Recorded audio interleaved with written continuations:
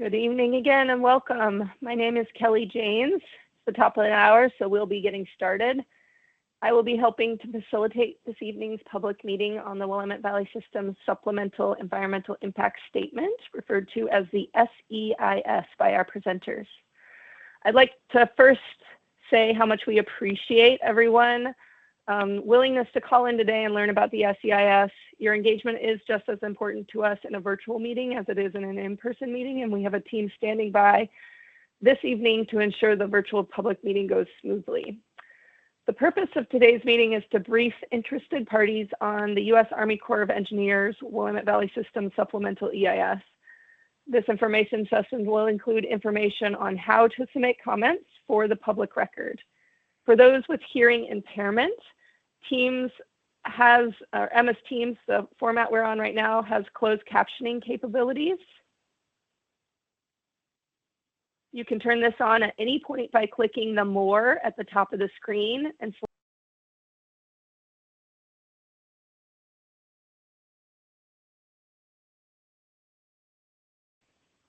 apologies, we're admitting some folks from the lobby and it cuts into my audio. So if you'd like to turn on the captioning capabilities, you just click that More at the top of the screen, select Language and Speech, and turn on live captions or turn on captions. There will be a Q&A portion of today's proceedings following the presentation to provide us with an opportunity to clarify any questions you have. Currently, the chat is off. We will turn on the chat toward the end of the presentation. We will address as many questions as we can in the time available during the Q&A session following the presentation. During the portion of the meeting, please enter your questions into the chat and I'll read each question aloud and ask the presenter to address it. If there are any folks on the phone that called in rather than logged in on the web, I'll spend some time going through those numbers to see if they have questions as well. Please note, although the formal comment period is currently ongoing through June 6, 2025, we are not accepting official comments in this meeting. Any questions and comments provided during this information session will not be entered into the official record. We will provide information on how to submit comments for the record. Instructions are also provided on the project website. We'll provide that website URL in this presentation as well. Now, I'd like to introduce the U.S. Army Corps of Engineers team members who will be presenting and listening on the phone this evening, including the Willamette Valley fish biologist, Mr. Greg Taylor, and Kathy Warner, the technical lead and water supply specialist presenting. We'll also have the following subject matter experts on the line to help answer questions. Liz Oliver, our project manager, Rich Pizowski, another fish biologist, Garrett Dorsey, environmental specialist, Darren Bradford, today's chat monitor, and another NEPA specialist, and of course myself, Kelly Janes. I'm a public involvement specialist and today's meeting facilitator. I would like to turn it over now to our Willamette Valley Project fish biologist, Mr. Greg Taylor, for opening remarks. Greg? Thanks, Kelly. And thanks everybody for being here tonight. Just appreciate the time invested in learning more about this project and our operating projects. So my name is Greg Taylor. I'm a fish biologist for the Corps of Engineers. More important, I have been a Willamette project employee for 24 years. And so I've had the privilege and the opportunity to help steward this system of dams to try to get the most we can out of them for society. And that's a really awesome responsibility. And if we're doing that work right, we're constantly talking to the public. And the conversation that we're having with the public is one about what they would like to see and how they would like to see these projects operate. These projects have evolved. Their operation has evolved over their 70 some odd year existence, and that will continue to be the case going forward. So I look forward to the conversation tonight, and I look forward to giving you more information about our supplemental environmental impact statement. Next slide, Kelly. So as Kelly mentioned, we're here tonight to give you information. We're going to give you some information about the supplemental EIS that we're working on. And, as Kelly mentioned, we're in the comment period. And so what we're hoping is that we will get comments from you that will help us understand how what we've proposed, and the changes that we've proposed might be affecting communities, the environment, reservoir users, other stakeholders. Those are the comments that we're really hoping to hear from you during the scoping process of this project. So to do that, we're going to give you some information. And what we'll do is I'll walk through a quick overview, and then Catherine Warner will walk through an alternative for ending hydropower at the Willamette Valley project. And then she'll also talk a little bit about a proposed drawdown at Detroit Reservoir that's in our current biological opinion. And then at the end, you'll get some additional information on ways that you can comment, and you'll have the opportunity to ask questions. Next slide. So what was the genesis of the Willamette project? It's this picture. This picture is an 1894 flood in downtown Portland, and people, as they settled in this area, one of the things that they began to focus on was the river. And one of the things that was very obvious thing is that the flooding was considered, really detrimental to people's lives. And so immediately there was kind of a focus on what could be done about some of this flooding. Next slide. So Congress passed the Flood Control Act of 1936 that allowed the Corps to begin to understand flooding in the Willamette Basin. In 1938, the Flood Control Act was provided for the first 7 dams of the Willamette Valley project. And this system of dams was really the answer to this flooding problem that was identified. Next slide. In addition to flooding, Congress authorized a number of purposes, things that we could do with those dams to benefit society. So in addition to the flood risk management, we have hydropower production, navigation. So the Corps was doing navigation work in this basin starting when? The 1830s. Through the 1870s, the Corps did a significant amount of navigation work in the mainstem Willamette. Water quality, irrigation, water supply, recreation, and fish and wildlife. So a number of these purposes, things that we get to do with this system of dams in place. Next slide. And so ultimately what was constructed was 13 dams and reservoirs. They're all a little unique. Fern Ridge was the first, depending on Blue River was the last. And so really there was a window between 1939 and 1969 when the 13 dams and reservoirs that are in place now were constructed here in the valley. Next slide. And so this project and this system of dams, works as a system. And so we have Detroit and Big Cliff up in the North Santiam Basin, Foster Green Peter in the South Santiam Basin, Blue River and Cougar in the McKenzie, Hills Creek, Fall Creek, Dexter, and Lookout in the Middle Fork Basin, and Fern Ridge over in the Long Tom. And then Cottage Grove and Darena. Cottage Grove is on the Coast Fork itself, and Darena is over on the Row River.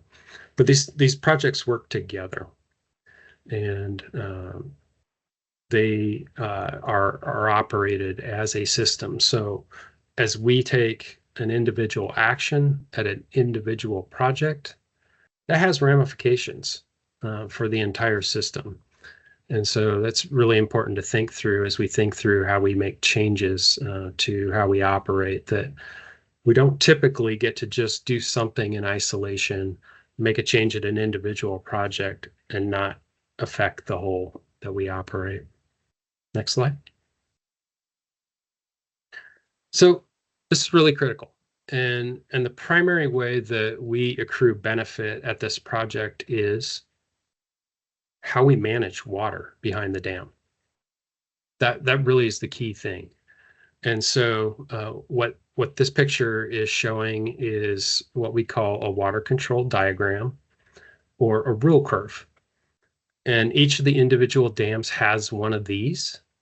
And really what this depicts is just how we're managing that water for the time of the year behind that dam. So intuitively, those of you that are familiar with how these dams operate know that to get the flood risk management benefit, we lower these projects down to their lowest elevation in the winter when the flood risk is the highest. So you can see that depicted here in January and February. This red line is the rule curve itself. And so on the x-axis, you have date. On the y-axis, you have elevation. And again, in January and December, we're at our lowest elevation, providing the most space for flood risk management when flood risk is highest. In February, we start to begin to fill the project. So the elevation starts to increase slowly as flood risk starts to decrease a little bit.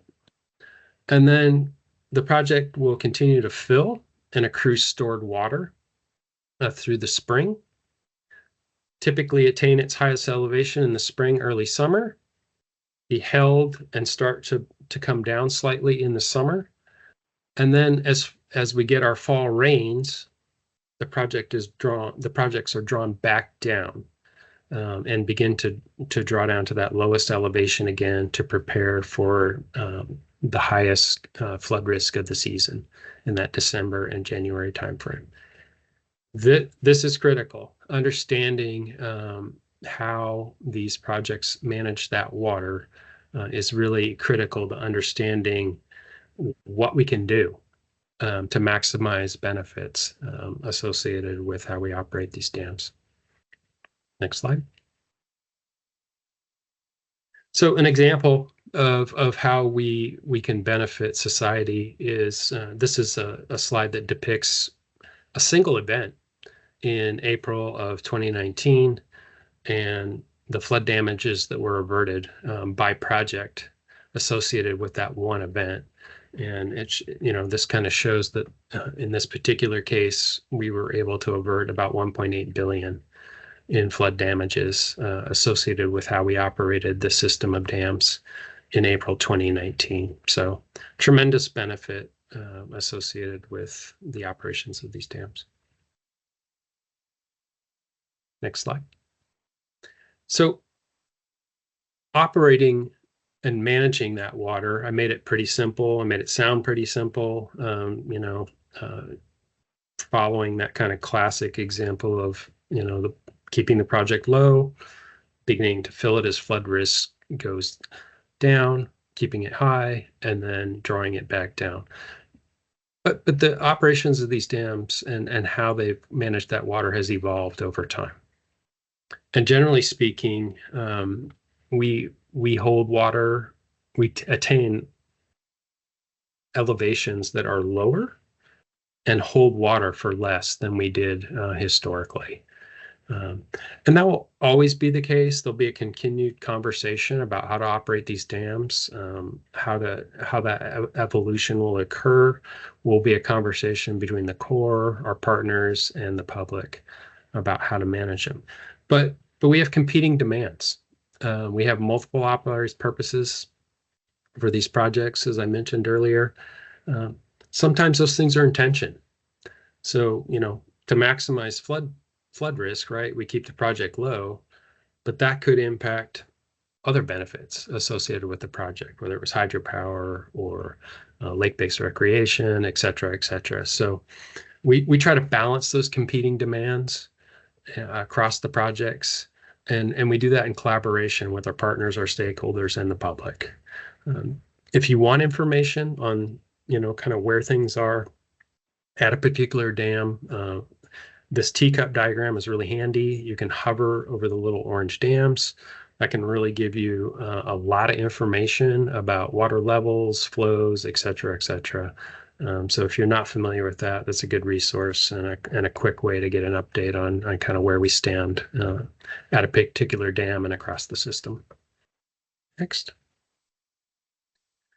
So one of the primary drivers for how water management has evolved at this Willamette project in the last 70 years, the biggest thing has been the listing of fish species under the Endangered Species Act. Nothing else has changed the management of that water more than those listings. And so they have been a huge driver for how we've operated. And, we're trying to manage water today differently than we did 25 years ago, 50 years ago, 70 years ago. And a lot of that is driven by endangered fish species. So we signed a biological opinion, which is essentially our requirement to meet our requirements under the Endangered Species Act back in 2008. Fish passage is kind of the signature piece of the things that we do related to that biological opinion, and so. Big picture, we're trying to reestablish fish in locations above these dams that are consistent with their historic habitat. And in reestablishing those populations and taking advantage of that historic habitat in the basin, that's how ultimately we'll improve the status of these fish species long term. And so this biological opinion helps lay out actions that the Corps of Engineers needs to take to help do that. Again, we do upstream fish passage at a number of these dams, downstream fish passage in a variety of ways, both operationally, structurally, and you can read all that in the opinion. We're also doing things related to habitat, so that's flows, temperatures. We've made improvements to our hatchery programs, and then we've got restoration programs as well in the habitat arena. So a variety of actions that we're taking, but a huge driver for how our management of water has evolved over time. And the conversation that we'll have tonight, in part, really relates to what we're trying to do for endangered species. So I'm going to turn this over to Catherine Warner. She's going to walk you through the supplemental EIS. Thanks. All right. Thanks, Greg, for that great background on the Willamette Valley system and kind of also why we're here today. So wanted to fill folks in on the environmental impact statement that we've been working on since 2019. And so the Corps, we did finish that and publish that EIS, the final environmental impact statement, in April of this year. It was a long effort, about a 6-year effort to get that done. That EIS looked at the environmental and social benefits and impacts of different ways of operating the Willamette Valley system, dams and reservoirs within the Willamette there. And so those alternatives, kind of the distinguishing features between them was operational and structural ways to improve both flow, water quality, and fish passage, those two topics that Greg was just talking about. So we did come up with a preferred alternative in the final EIS, and that preferred alternative is called Alternative 5 in the EIS, and it combined operational and structural ways to manage both fish passage and water quality and temperature management. And so the alternatives were a way of looking at how are we going to operate these dams and reservoirs for the next 30 years in compliance with the Endangered Species Act, but also authorized for our authorized purposes, and that was for all of the authorized purposes. So in May of 2025, the Corps signed a record of decision, and that record of decision was regarding the interim operations and how we're going to operate the system for this year only, for 2025. And so, next slide. And so that kicks us to our next phase. And so why are we doing this supplemental environmental impact statement when we had just finished a really large effort with the EIS? And so in 2025, the President signed into law what's called the Water Resources Development Act of 2024. And particularly that section, 1326, prevents us from completing our environmental review until we analyze and fully evaluate an alternative that ceases hydropower operations in the Willamette Valley system of dams. So it's important to note that it really specifically called ceasing hydropower operations, not any of the other authorized purposes. The other reason to do the supplemental environmental impact statement is because of the biological opinion that Greg mentioned of 2024. And there's a requirement in there that the Corps do a deep drawdown at Detroit Reservoir. And so those are the two driving forces for the supplemental environmental impact statement. And it's important to note that the supplement is it's an add-on to the final environmental impact statement that we just completed. Next slide. So the proposed action for this SEIS, or supplemental EIS, is the same as was for the final environmental impact statement, and that is the continued operation and maintenance of the Willamette Valley system for specific and authorized project purposes. And those are the ones Greg talked about earlier in the presentation. But we also need to be in compliance with the Endangered Species Act and all the other applicable laws and regulations. And so particularly of that note is the December 2024 biological opinion. So this SEIS will include the requirements of that biological opinion. So let's go ahead and jump into what it means for this SEIS. Next slide. So we'll go through the no hydropower alternative first, as required by WRDA, and then go into the Detroit drawdown and the interim operations next after that one. So the focus of this ceasing hydropower operations, we've called it Alternative 6. The final EIS had alternatives 1 through 5, and so we just decided to stick with the sequential numbering, so Alternative 6 is what it's being called. And the focus of this alternative is ending federal hydropower operations at the dams, but also including the requirements of the 2024 biological opinion. And so the key defining elements of this alternative include removing or decommissioning the hydropower infrastructure, including it provides fish passage and water temperature management in line with what's in the 2024 biological opinion. We'll also continue to operate for all the other authorized purposes that Greg mentioned earlier, including flood risk management, fish and wildlife, irrigation, and water supply for municipalities and businesses. It's important to note here that the Rena Dam will continue the private hydropower generation since the WRDA called for ceasing the federal hydropower operations. So I want to do a quick overview of the figure that's on this slide right here. So on the left of the figure is a dam. So it's a cross-section of the dam showing the dam itself in gray, and then the pool is on the right-hand side of this figure. So the dam has multiple outlets. There are spillways, penstocks, and then regulating outlets. So this says upper regulating outlet because this is a cross-section of Detroit Dam to use as an example. And Detroit has 2 levels of regulating outlets, an upper and a lower. So on the reservoir side, you'll notice that there's that upper band is designated for fish and wildlife, M&I and agricultural. It's kind of split in there. And that's what that conservation pool, which is between the minimum conservation pool and the maximum conservation pool elevations, that is what that water in that space is designated for use. And so the next level from an elevation perspective is your hydropower pool. And that hydropower pool is water that is designated for use for emergency purposes for hydropower generation. And that minimum power pool elevation is set as the lower limit of water where the reservoir needs to be to safely operate the penstocks from a structural and engineering perspective.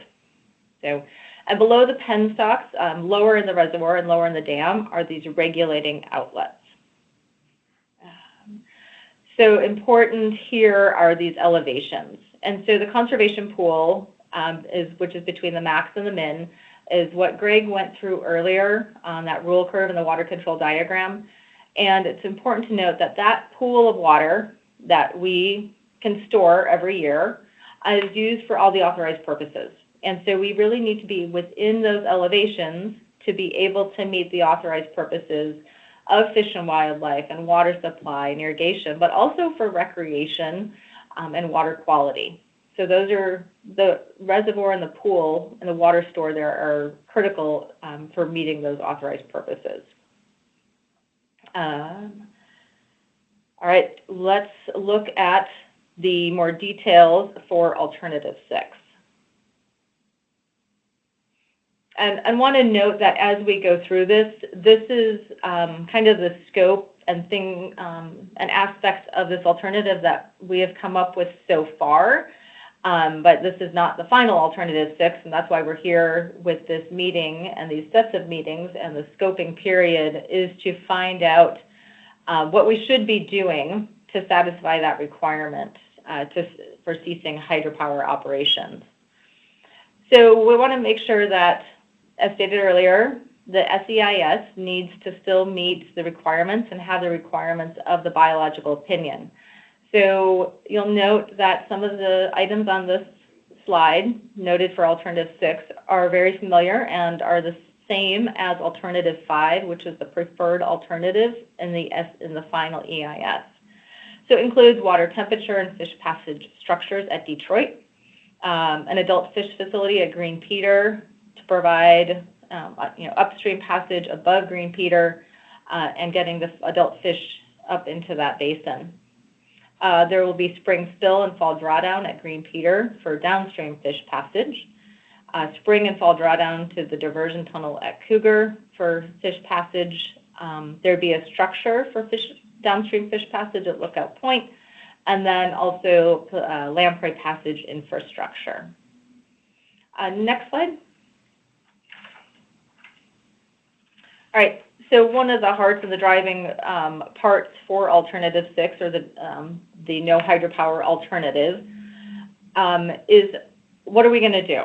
And so we still need to be able to use the penstocks, as noted in that cross-section of the dam. The penstocks are an important way that we pass water through the dam. And so not just to pass water during flood operations, but they're also used for water quality perspective. They're lower in the reservoir, and they can provide a cool water when mixed with warm water at the top to provide proper and optimal as possible water temperatures downstream.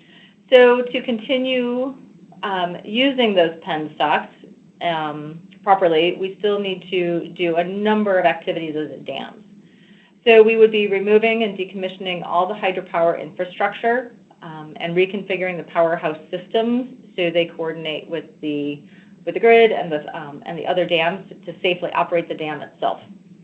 Another big part is replacing the power that was generated at the dams, but we still need the power to operate the dam and any auxiliary facilities nearby, like fish facilities. So that power would need to be replaced, potentially from the tapping into the grid and backup generators and items like that. And so one of the big features is also these reconfiguring the penstocks. And so as water flows through the penstocks, it generates a lot of energy as it's going from high elevation down to low elevation. And the turbines currently dissipate that energy, and they turn that energy into the energy that goes onto the grid. And so multiple ways of doing energy dissipation are cone valves, which are shown on the right figures, and then what's called inline orifices, which is kind of a step-down approach to dissipating and lowering that energy. So it's important to be able to use the penstocks as well for multiple features, not just to pass the water, but for the elevations themselves. And so one of the features of Alternative 6 are structures, these fish passage structures, and those also allow the reservoirs to operate at the multiple elevations to meet other authorized purposes. Next slide. All right, so jumping into the interim operations, and this is where we get into the Detroit drawdown and information there. So the interim operations were part of the EIS and kind of a general approach of how we're going to operate the system to improve conditions for fish passage as well as water quality until a long-term action is in place, be it a structure or an operation that takes additional time to start. And so I want to draw your attention to the third bullet under the North Saniam. And this is where that Detroit winter drawdown for fish passage would be occurring. And so it kind of replaces the current fall route that we do, but it would be going down to a much lower elevation. The other change is in the middle fork, where we are no longer doing the delayed refill at Fall Creek. So we'll be continuing with the operation that we've been doing since 2010, which is that fall short drawdown, about 2 weeks, where we draw the reservoir down to riverbed at Fall Creek. And it can go to riverbed because that's the elevation where those regulating outlets are for that fish passage. And then once that short time frame has completed, we fill back the reservoir up to the minimum conservation pool for regular winter operations. So let's go ahead and jump into the details for the Detroit operation. So the focus of this operation and the drawdown is it's required in the 2024 biological opinion. The key elements here are the elevation, which is 1,395 feet, and that's about 55 feet below our normal winter pool operation that Greg had talked about earlier in terms of our flood risk management operation and our normal where we operate to in the winter time. It's also about 30 feet lower than the reservoir has ever been drawn down since construction. So want to talk about the figure on the right part of the slide right now. And so the top of the figure shows an aerial view of Detroit Dam, and then the bottom part of the figure is Green Peter Dam. And we want to do a little bit of comparing and contrasting on these two reservoirs. Folks are probably familiar with the drawdown that we've been doing for the last 2 years at Green Peter. And so want to use that to discuss the drawdown at Detroit. And so on the upper left, or on both graphs, the blue shading, the solid blue shading, is that normal summer pool elevation. As Greg talked about, in the summer we refill the reservoirs for conservation purposes, including water supply and recreation. And so that reservoir footprint is what we'll call it, in blue, is where we're typically at in the summer. The yellow line, or the pale yellow, is that minimum conservation pool and that footprint of where it's located. So we're already going down in the winter, lowering the reservoirs. So big contrast here you'll see between the two is how much yellow is exposed, that pale yellow is exposed at Green Peter, where it's not in Detroit. And this is a big difference between the elevations for the drawdown. At Detroit, the elevation is only about that 55 feet lower than our normal winter pool elevation, where at Green Peter, it was over 100 feet difference in terms of where we would normally be in the winter. So you have a lot more exposed reservoir bed at Green Peter than would be seen at Detroit. So going back into the details and implementation details, so when the BIOP was issued, we noticed that this was one of the requirements, and we've started talking and having those internal discussions on how can we do this? What can we do? What can we learn from what happened at Green Peter and at Lookout Point for this operation?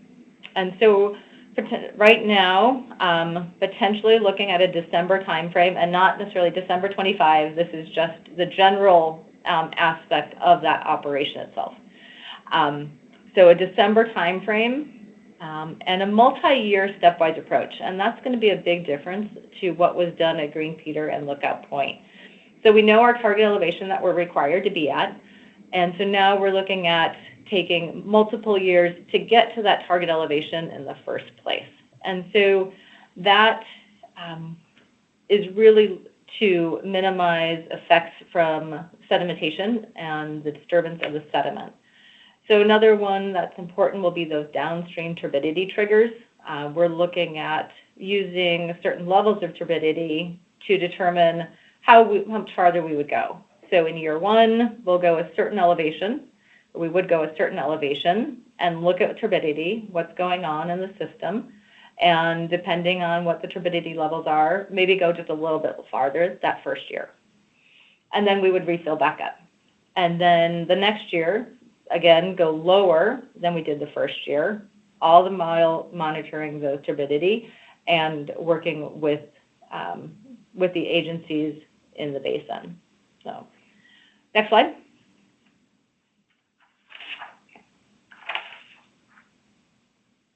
All right. So we know there are a number of concerns in the North Santiam. So I'll just go briefly over a number of them as we talk about the operation. So from the fisheries perspective, this purpose of this drawdown is to provide that surface-oriented outlet for fish. So the fish will hover at the top, and they're looking for something close to the top of the water column and water body to be able to find that route past the dam. And so as we showed earlier, the dam has a spillway. It's at the top of the dam. Lower than that's the penstock, and then a regulating outlet. So the regulating outlet is lower, much lower in the reservoir, and so that's hence the need to draw the reservoir down closer to the top of that regulating outlet for the fish to find it and be able to pass downstream. We also understand and know that drinking water and water supply and irrigation is incredibly important in the North Santiam Basin. So the timing of that December timeframe is being proposed to minimize impacts to conservation storage, both from the fall time perspective as well as refilling it into the summer and being able to have a fuller pool come summertime. So the stepwise approach is also being proposed to reduce turbidity from all that exposed sediment, as well as to minimize the effects to those downstream drinking water facilities. Important to note is those turbidity triggers, again, that would inform that step-down approach and how we would be going about the operation. Next slide.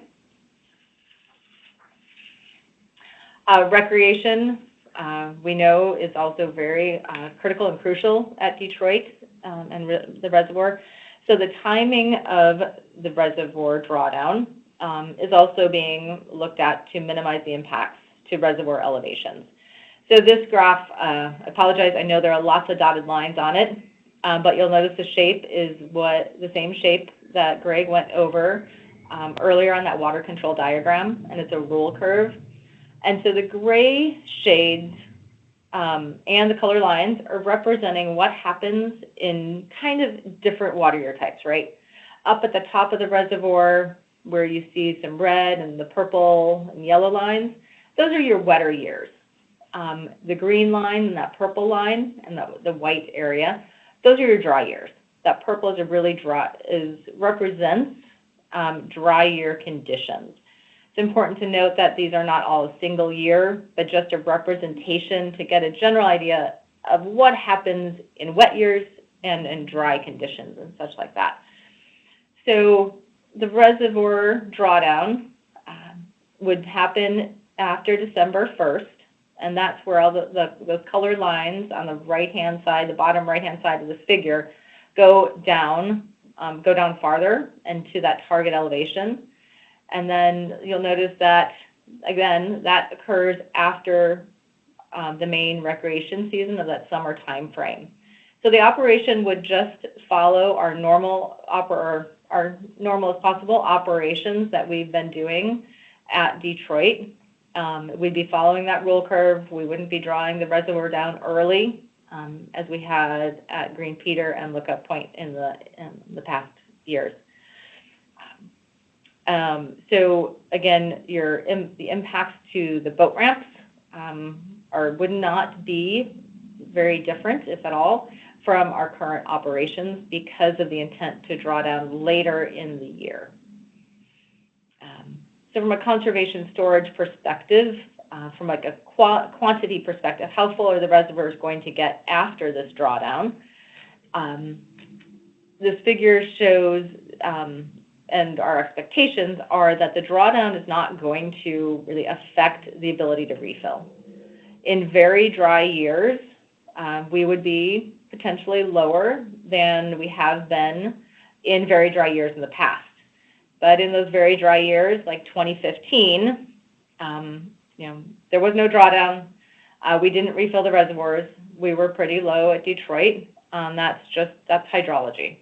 And we don't have the ability to control all of that, but wanted to show here that it's not expected, this drawdown is not expected to have an effect or an impact to the ability to refill the reservoirs, except in those very, very dry years.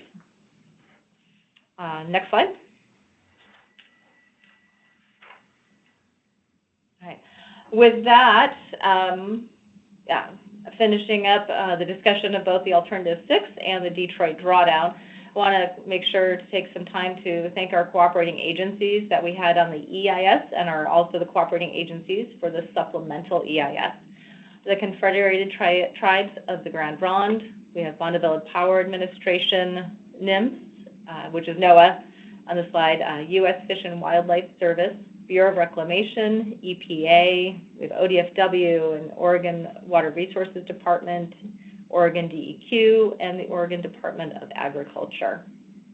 And with that, I will turn it back to Kelly James to facilitate our Q&A portion.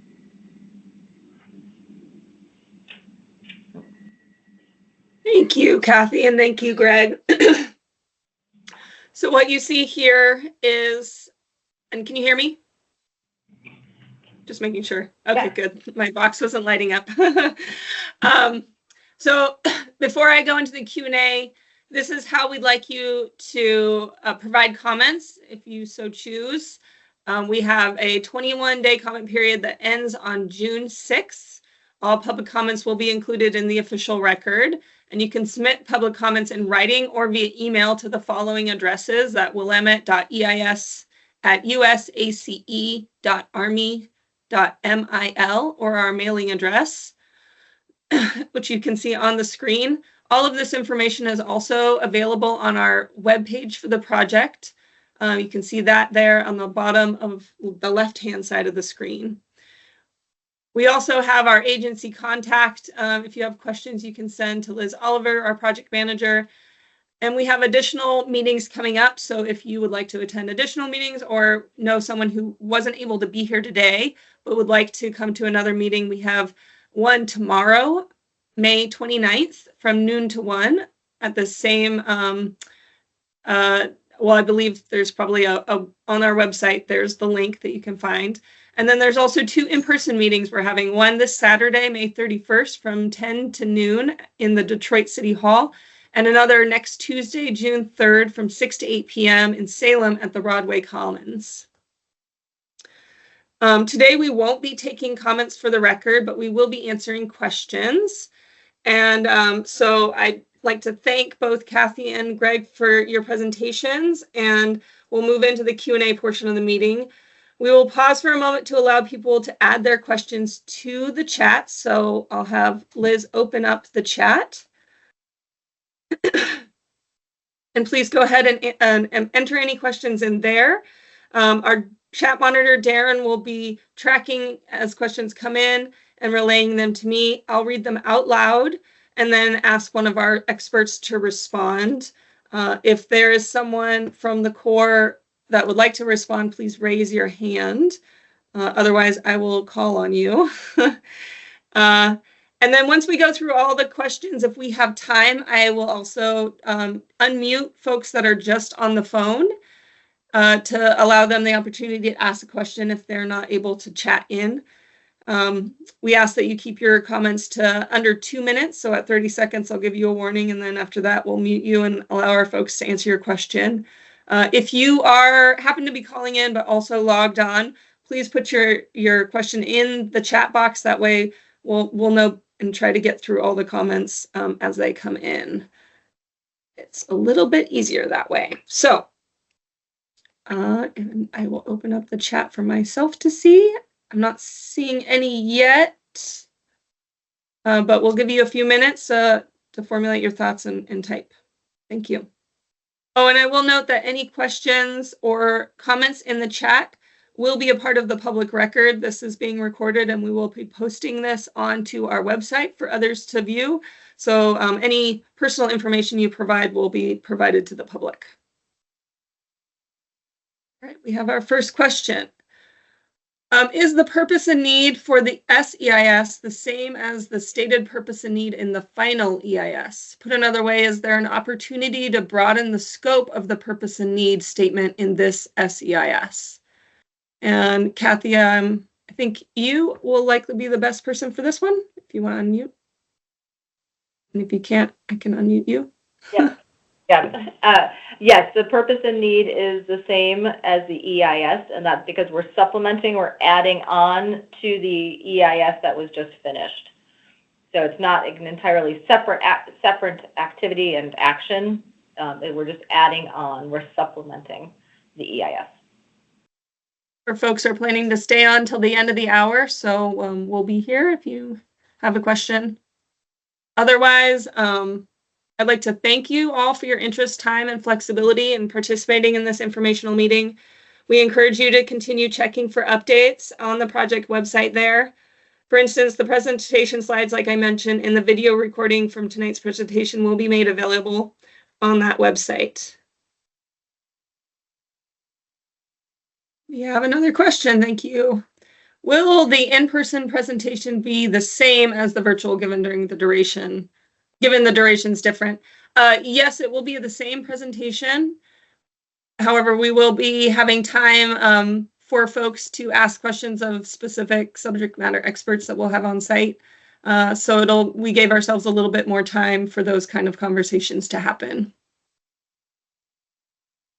All right, it looks like we're coming up on the hour and we don't have any more questions. So with that, again, we really appreciate your participation and we'll go ahead and close out the meeting. Thank you and goodbye.